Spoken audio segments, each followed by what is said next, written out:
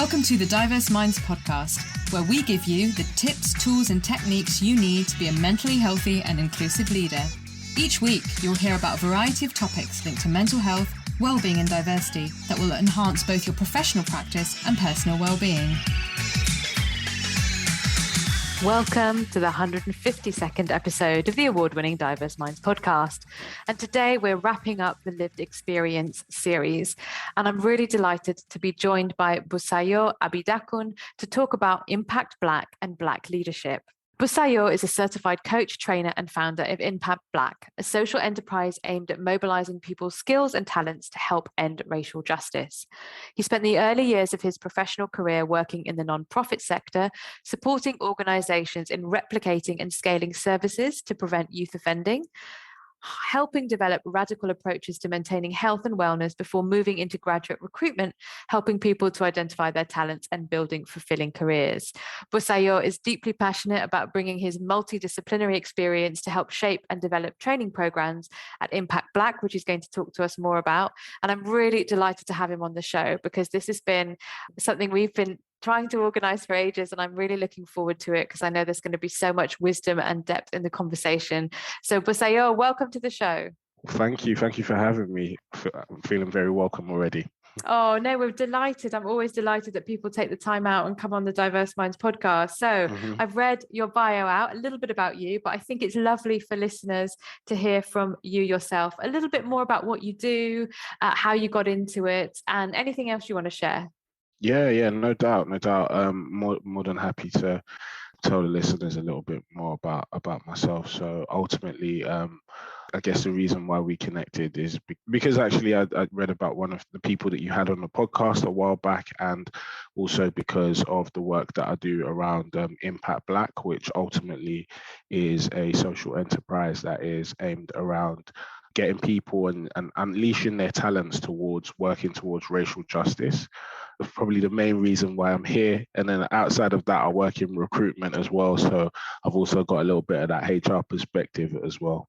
Yeah, so interesting, isn't it? And so what was really the impetus behind you creating Impact Black? What made you think, you know what, I've really got to do this? So I guess for me, Impact Black has almost been with me inside my mind for a really long time, and has had lots of kind of like iterations before it became what it is today.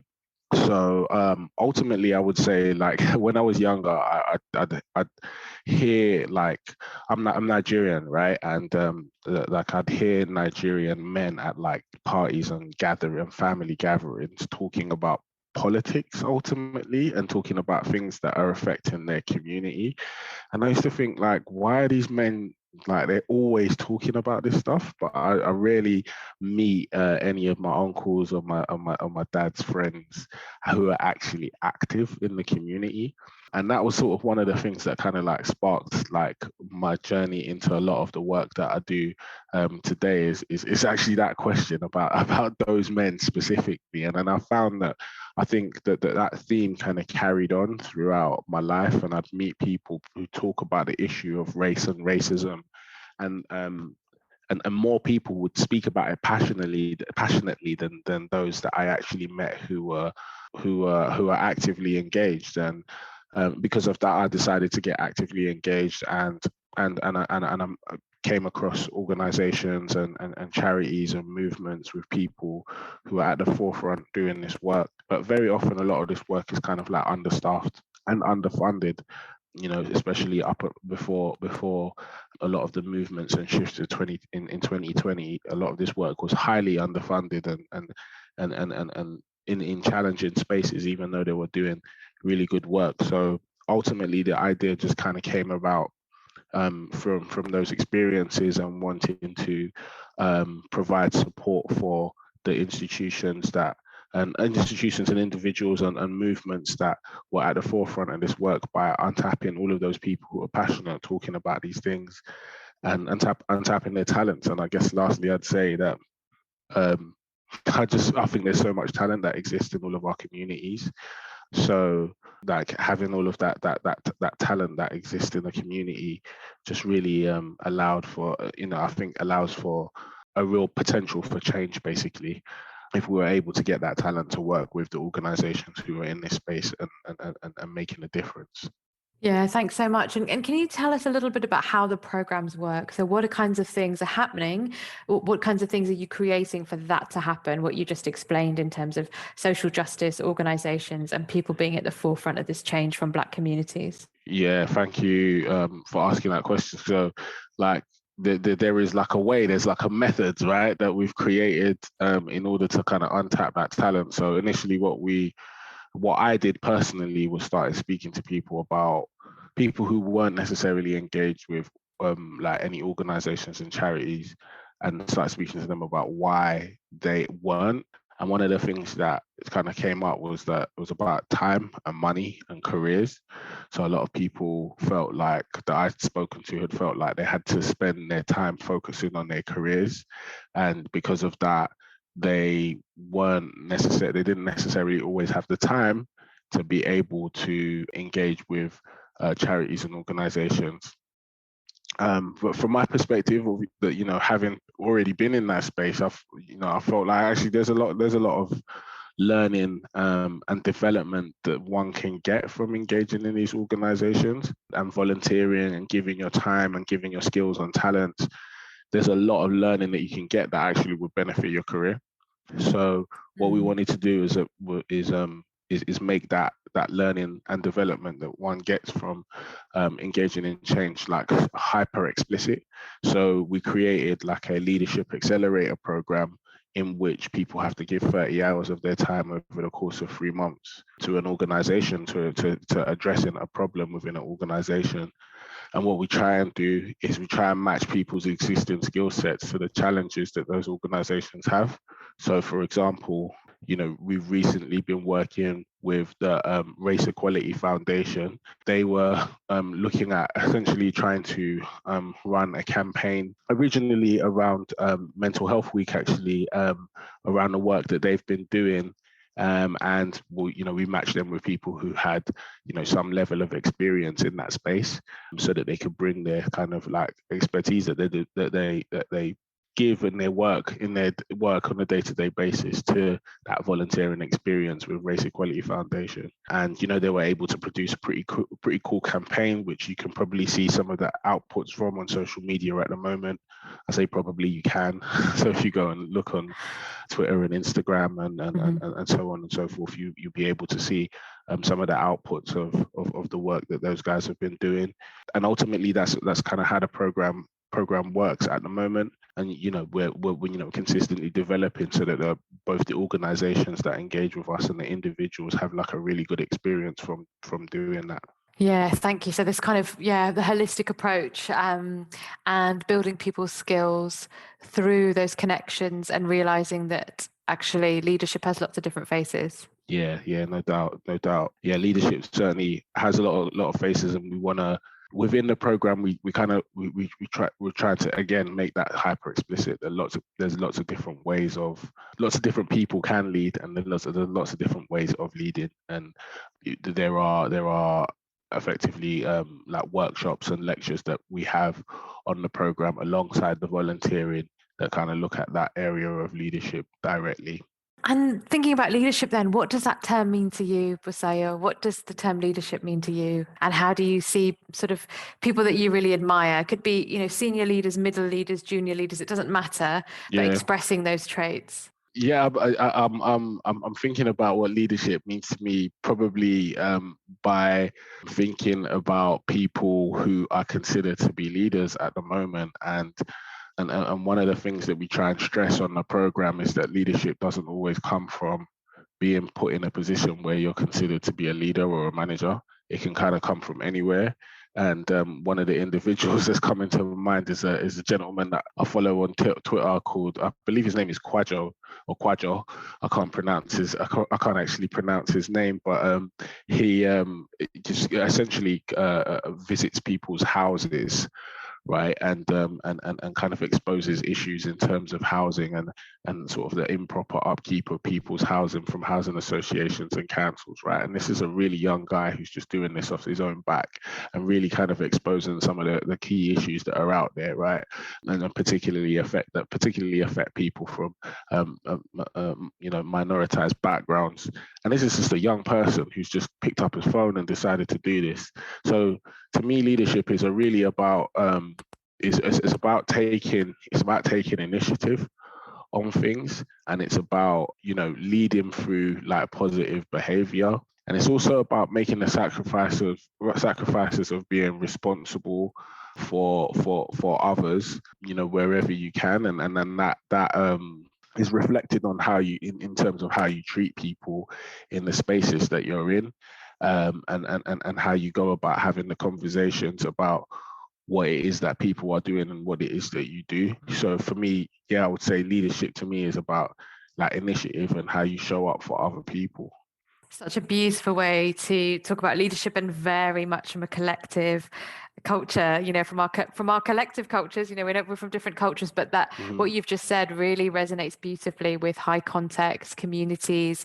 We are part of a wider diaspora, and I think that's very much how we are brought up, aren't we? Yeah. I mean, I think sometimes I say to my friends like, growing up in the UK and being sort of a second generation migrant, I think that's what they called me. I'd look at people from my parents' generation from that background, and I'm often it's inspired by the sacrifices that they made for others, including myself and their families back home, right? Like they're supporting us here and also supporting families, back in Nigeria or back wherever it is that you're from, and to me that's kind of where my vision of leadership draws from, is those kind of experience of people who show up, they just show up for others, in a way that I think sometimes in the Western world, when you're going through sort of daily grinds, you kind of become quite individualistic, and you're kind of thinking about yourself. But the things that make it capable for me to be sitting here on my Mac and with my microphone speaking to you with a decent job, and visions of being able to help other people actually come from the sacrifices of people before me, who have made sacrifices in order for me to just be here and continue to do so as well. And to me, that's what leadership is about. Thank you so much. And given that, if we think about, you said, leadership isn't about a job title or what job you're given, and I totally agree. But given that we have a huge ethnicity pay gap still in this country, what do you think? And that's, we know that pay gaps normally arise from people's job titles. The more senior you are, the more likely you are to get paid more. So what do you think are the biggest challenges for Black staff being able to be seen by managers and leaders in order to reach their potential? So essentially, what are the barriers and the challenges that are still there in the workplace for Black staff? And I know the word Black is a huge word. We're talking about lots of different cultures, subcultures, etc. But actually, in the UK, sadly, the Black community is quite small, and yet they face so many barriers in the workplace. So, we'd really love to hear your thoughts on that. It's a good and interesting question, and I think we're in an interesting space at the moment.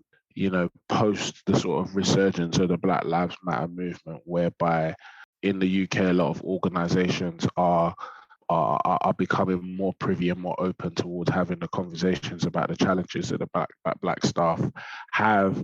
And I think that there's a potential for change there, but I still feel like a lot of these challenges still exist. So I think one of the key things I'd start off by saying is that, one, the challenges exist. They're not challenges that can be isolated to just work and the experiences of people at work.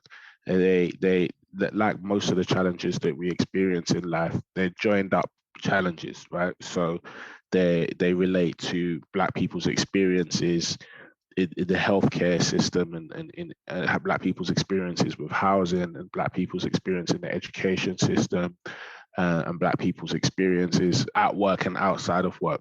And so what I would say, trying to sort of narrow it down to like just sort of like wider society and then try and narrow it down to something a bit more specific to what happens at work, is I think that there is one, we're still dealing with the issues in terms of just general racial discrimination, in terms of the way, you know, Black people are perceived and their capabilities are perceived. So as much as, you know, I think at the moment there's a real big push in terms of recruitment and bringing in people from Black heritage specifically and other ethnic, you know, other minoritized groups. Heritage is coming into organizations, and I think that's really positive, particularly at a junior level. So that's a lot of the work that I do is around kind of early career recruitment, and I think that's really positive that we're actually getting people through the door and removing some of the barriers that have existed previously for even that to happen. There is another level around that, which is once those individuals come and are at their desks at work or at their, you know, in their various spaces in which they work, the culture and the environment of those spaces don't always reflect how those individuals have grown up, or don't always necessarily respect those individuals' kind of just ways of being. And I know that sounds kind of broad. I'm really trying to narrow it down, but I think you may understand what it is that I'm trying to say. Yeah, absolutely. So the expectations, for example, that socializing looks like this, it looks like a pub on a Friday night, or socializing looks like you eat certain foods, and if you put your food in a microwave, people go, oh my God, your food really stinks. Yeah. And that sounds maybe over the top, but many of us have had those experiences, and that's the tip of the iceberg. So yeah, absolutely. I hear very clearly what you're trying to say. Yeah, like, you know, you're absolutely right, and I'm glad that it's coming across. You know, what I'm trying to say is coming across. You know, when you're at work, sometimes it can be your livelihood is wrapped around this, right? So it can be really difficult for anyone, you know, just to, you know what to say, how to say things, how to be in order to protect your livelihood. And if you've got the added issue of trying to perform in that environment when you feel like that environment doesn't necessarily reflect you, or is not trying to reflect you, or is not trying to recognize the difference that you have, that can be extremely challenging when you're in an environment where you're trying to work. You're trying to work, right? You're trying to do your work. You're trying to do, you're trying to do a job that is, you're trying to do your job. And you know, there are a lot of industries and spaces where people's work is crucial for the way our society runs and works and delivers. So, you know, if you look at, you know, if you are at the moment, right, we've got strikes that are taking place as they're right, you know, there are strikes in terms of around transport, around rail. You know, those individuals' work is what gets us about the country, right? If you look at the healthcare system, for example, those individuals' work is a life or death situation, and if the individuals in that space are not able to do their jobs effectively because they're thinking about how they need to be and how they need to show up, just in general, that places a lot of pressure on individuals, and they may not know. It just creates an added challenge. So I'd say for me that is one of the kind of largest challenges, and what that does, it reflects in terms of how many people are in senior positions from those backgrounds, and how they get into those positions. It can become, you know, an increasing, you know, challenge for those individuals and a challenge for those organizations. And I think that's an area that we really need to look at. And if you know, I know obviously a lot of the discussions that you have are around mental health, and if you add, you know, those added pressures to somebody's experience at work, it can become incredibly challenging, especially if that individual isn't in a space where they can go home and address those issues with their family, with surrounding their mental health as well. As you know, that sometimes can be an issue within some Black communities. It can be very debilitating. Yeah, there's so much there, isn't there? Like you said at the beginning, the stereotypes, the assumption around quote unquote capability, what people Hmm. can do, what people Hmm. should be capable of. And actually, I think sometimes also, in my opinion, we see it, with Black and diaspora and global majority communities. They're so Hmm. brilliant at their job. They don't want them to move up because who on earth is going to fill those shoes? Yeah, Because we're told you've got to work and you've got to work really hard. yeah. And yeah, so that can also be a thing. There can be jealousy there, or they can be, oh, we couldn't lose that person. They're too invaluable in that role. Hmm. And of course, alongside the other things that you've said, and I'm also, as you were talking about the rail strikes, I was thinking about outsourcing. I was thinking about the cleaners and the porters Hmm. Hmm. recently at Great Ormond Street who were outsourced. A majority of them from Black, global majority and diaspora communities. They don't. Yeah, it's just horrific. And then being told if you strike, then you're going to lose your job. Hmm. Hmm. And actually, like you said, striking and putting your voice above the parapet is a massive leadership action. Yeah, And the huge. fact that these people are overlooked and they're seen as, oh, at the very bottom, I don't think this at all. I'm paraphrasing, the bottom of the pile. And Hmm. yet, like you say, if they don't come to work, flipping heck, do you notice it? If your bin's not Yeah, emptied, if your floor's not cleaned, if your yeah, bus isn't on time, yeah. for example. And I'm not saying that those are the jobs exclusive to our communities. I'm Yeah, giving that as one example. yeah. You're right, right? Like those, there are those are the jobs that are they allow us to exist on a day-to-day basis, right? And you need the individuals who are going to be servicing that to feel, to have a degree of comfort so that they can be able to do their jobs on a day-to-day basis without thinking that who they are as a person is out of the norm. Do you understand where I'm coming from? Like, Absolutely. yeah, and I think that's one of the issues that we have in our society in general that can really affect.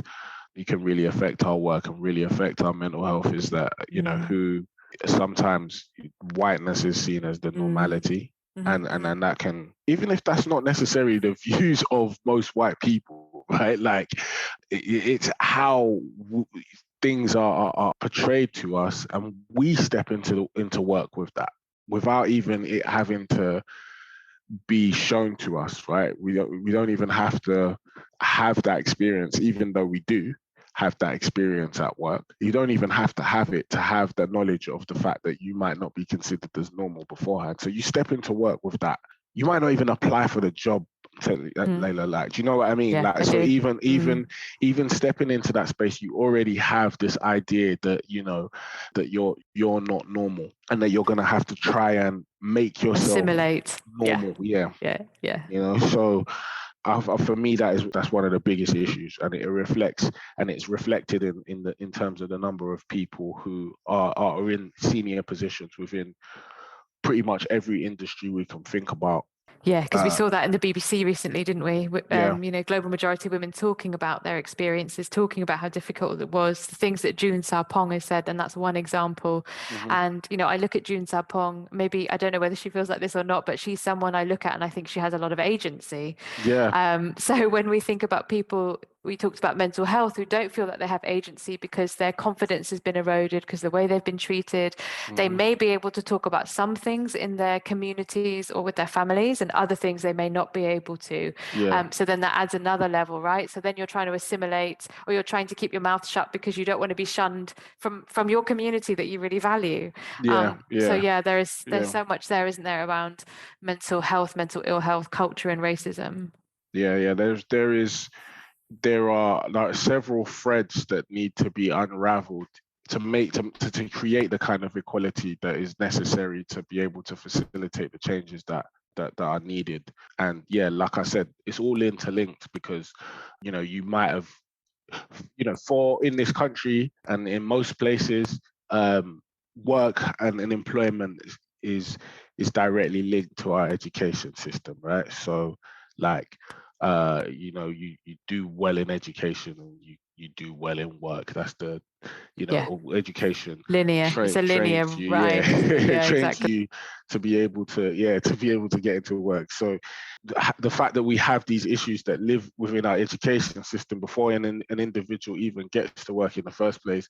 So, for example, at one point in time, you had issues in terms of people at university and their grades being, poorer due to the fact that the examiners were able to see them, their names that may have come from, a quote unquote minoritized background, a non-white background, non-English background, and that same thing is reflected in terms of people's applications, right? Yeah. So you can see how actually the issues that you're about to face at work can be reflected in education already. So there's lots of threads that need to be pulled, and that's not to say some great work is being done at the moment. That's not to say that it is, there isn't a possibility for change. In fact, I think the reason why we need to talk about these things more is there is a possibility for change, and we just need to be very creative about how we think about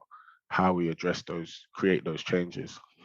Thank you so much. And this is heavy stuff, and I think we've all, like we touched on, we've all had our lived experiences of racism. It might look different for different, it looks slightly different for different people. But I wanted to ask you, how do you look after your own mental health and well-being? What are your top 3 tips? Because you've got to look after yourself with this work that you do. Yeah, do you know what? It's funny that you asked that question, because somebody asked me that question after we'd first met, Layla, just not too long after that. Yeah. And it was somebody I currently I've essentially got some funding from the Paul Hamlin Foundation for Impact Black, and it was somebody else who's runs an organization directly related towards mental health and that space, that the industry around the healthcare and mental health had asked me that question directly, and I was like, wow, I hadn't thought about how I look after my mental health, and it was a question that I decided I want to get an answer to. And one of the things that I realized I think I saw a quote recently and it really resonated with me, is that there's a difference between sleep and rest. And that really sort of resonated with me, and I realized that I need to make space for rest and be disciplined about that. And then that requires me to have discipline around my work as well, because sometimes if you're not able to work in an efficient way, it kind of affects the way you rest, because you're kind of thinking about work. So that was one of the things that for me I found really helpful. Another thing I've realized is that as much as you have like a physical, almost like battery, you need to recharge, you need to sort of rest to recharge your body, right? We know this as this is common knowledge. We know, even if we don't practice all the time, we know that this is something that needs to happen. But for me, I feel like there's also a social battery that needs to be charged. For me, I'm quite an extroverted person, so I get energy from talking to people. So sometimes I feel like I try to make sure that I'm speaking to people like outside of work, just about stuff, just in general, and that kind of charges my social battery. So I feel like that really helps me personally as well. And another one I would say like that is probably quite commonly mentioned around the spaces around mental health is thinking about your kind of locus of control. And like by locus of control, I'm just talking about what can I actually control, like as opposed to some of the things that you can't control, and trying to like park my worries about the things that I can't control. Sometimes like I tend to delve into thinking about all of the world's problems, or start thinking about things that like, I don't know, complaining about the rain or the weather, or the way other people may perceive me, and you can't control that stuff. So even though it might worry you, you can't necessarily control it. So sometimes you have to sort of rest that focus. You have to pull it away from that and focus on the things that actually, sometimes if I just clean my room, it gives me a sense of positive well-being, or like, going for a walk. I can do that. I have the capability to be able to do that. So that really helps me in terms of my mental health, is by focusing on things that I control. And I want to throw a fourth one in as well. Go for it. It's just about being grateful as well. Sometimes one of the things I've learned over the past few years is about taking time to remember what I can be grateful for, because most people do have some things that they can be grateful for, and sometimes we're not focused on those things. We're focused on the things that we might not have, or we're focused on the things that we might not have that we want, as opposed to the things that we do have that make our lives, that give us joy and happiness. So sometimes I think about that as well, and take time to act proactively. Just remember the things that I can be really grateful for, and often for a lot of people they can be really amazing things. What beautiful tips. Thank you so much. I don't think anyone's ever said those. I love the locus of control. I think that's really clever. And it's funny that you mentioned gratitude, because that was my word of the year for 2021. And I think 2021, outside my teenage years, was one of the hardest years I've ever had. And I was actually very unwell for most of it. But I talk about that in a podcast roundup of 2021. And actually having that word and having had a really awful year meant that I would revisit it and be like, but no, I have got healthcare, I have got this, and I'm not feeling well, but there are all these other things I have access to. I can go, and I'm really fortunate, I can go and buy antibiotics, So again, it's not about toxic positivity, because I'm really anti that, but I think you're right. Gratitude is very different, isn't it? It's much more gentler, and it's much more appreciating the moment, and we can still acknowledge things are difficult, but like you said, you can find one or two things that you can hold on to. No, I think it's really important, because most people have, sometimes it can be really difficult for people. So you're right, that toxic positivity can be a bit of, it's not necessarily a positive thing, but most people do have one or two things that you can be like, oh yeah, maybe you have the capability to make a cup of tea, for example, and that moment when you're having a cup of tea, sometimes it can be a beautiful moment. So you might not necessarily take the time to enjoy things like that, So I know certainly I can just go through life not enjoying things, like not taking the time to actually reverence the real beauty of small things that happen in our lives. So just taking the time to do that, I think, really does help with my mental health.